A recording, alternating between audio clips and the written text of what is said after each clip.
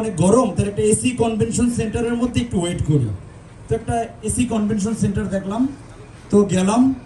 যাওয়ার পরে দেখতে পেলাম সেখানে কবিতা আবৃত্তির প্রতিযোগিতা চলতেছে। তো ভাবলাম কবিতা আবৃত্তির প্রতিযোগিতা, আমি একটু বসে বসে দেখি আর এসির হাওয়া খাই।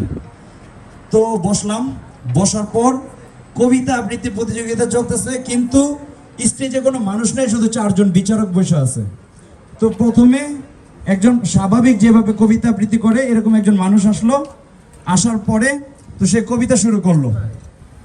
কবর, জসিমউদ্দিন, এইখানে তোর দাদির কবর, ডালিম গাছের তলে 30 বছর ভিজিয়ে রেখেছি 2 নয়নের জলে।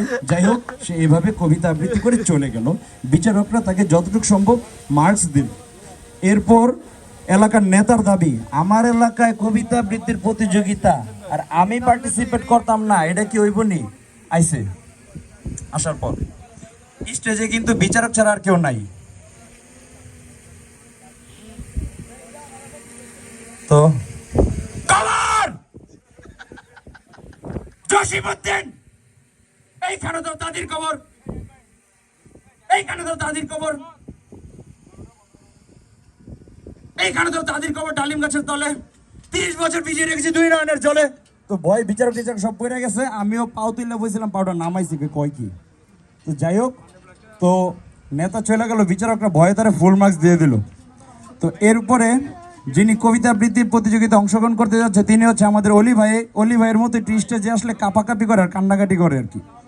তো তিনি আসছে, অনেক মান আর কি, স্টেজে লাইটিং টাইটিং দেখা কবর, জসিমউদ্দিন, এইখানে তো দাদির কবর, ভাই আমার পাও কাঁপতেছে, আমি পারবো না করে সে চলে গেল। তো এখনো মজা শেষ হয় নাই, মাত্র কি